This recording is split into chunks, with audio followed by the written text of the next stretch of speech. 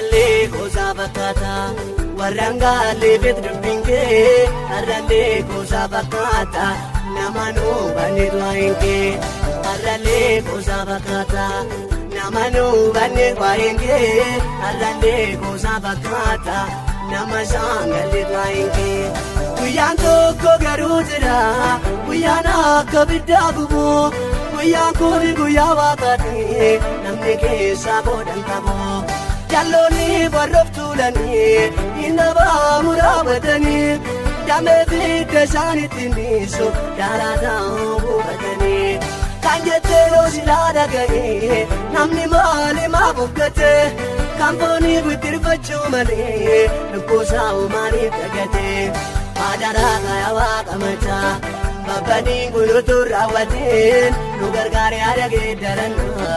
atnuttee tuutuun salphatiin aadaraa kaayaa waaqa machaa babbadiin guluutuu raawwateen nu gargaaree adagee darannaa nu bageetti tuutuun salphatiin.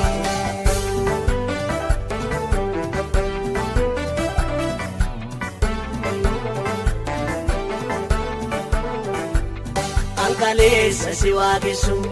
dubbii kee sodaannaan dhaga'ee arragaa fi keessa barbaada inni kaan hirmeetti ta'ee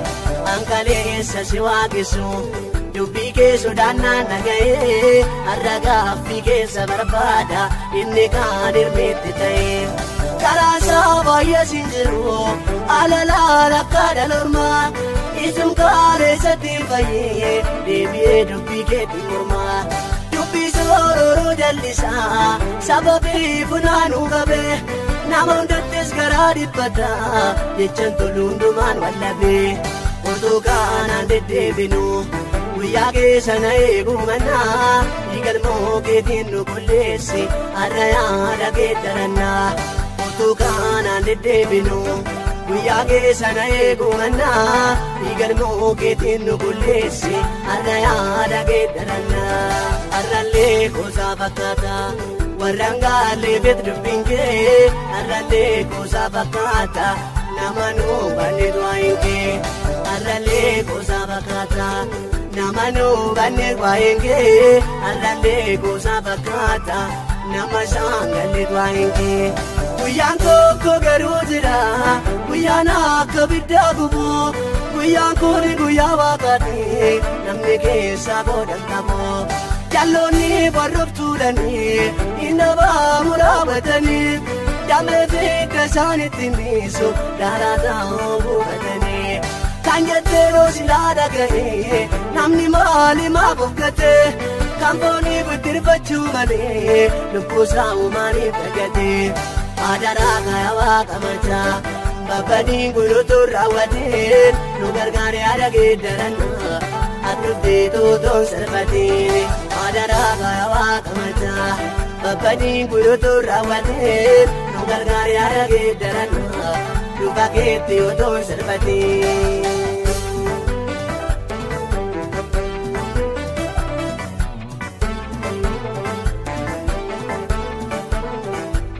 Simbirroo mannee onsuufeete migirree jana deejettee sosobaan sifaana nu bulchu hubannaa nu kenni sirriitti simbirroo mannee onsuufeete migirree jana deejettee sosobaan sifaana nu bulchu hubannaa nu kenni sirriitti namni waa'een keessaa galee billaansi irraa san deebisu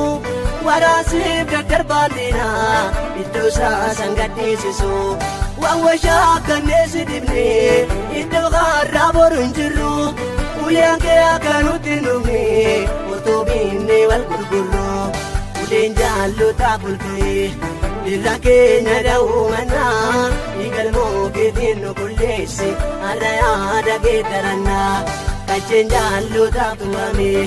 mana keenya dha'uu mannaa dhiigalmoo keetiin nu qulleessi har'a yaada geeddarannaa. Arralee gosa fakkaata warraangaalee bedrubbinke arralee gosa fakkaata namanu banne du'aayinke arralee gosa fakkaata namanu banne du'aayinke arralee gosa fakkaata nama shaangalli baay'ee guyyaan tokko garuu jira guyyaan akka biddaa gubu guyyaan kun guyyaa waaqaati namni keessaa boodan qabu jalloonni warroof tuulanii inni baamu dhaabatanii damee fidda isaaniitti miisu daaraataan hubatanii kan jettee hojiidhaa dhaga'ee namni maali maa boqqatee kan foonii bittirfachuu malee lubbuusaa maaliif dhaggatee adaraa kaya waaqa machaa babbadiin guluutuu raawwatee nu gargaaree haadha geeddarannaa akruufii tootoon salphatee adaraa kaya waaqa machaa babbadiin guluutuu raawwatee nu gargaaree haadha geeddarannaa nu bageetti tootoon salphatee.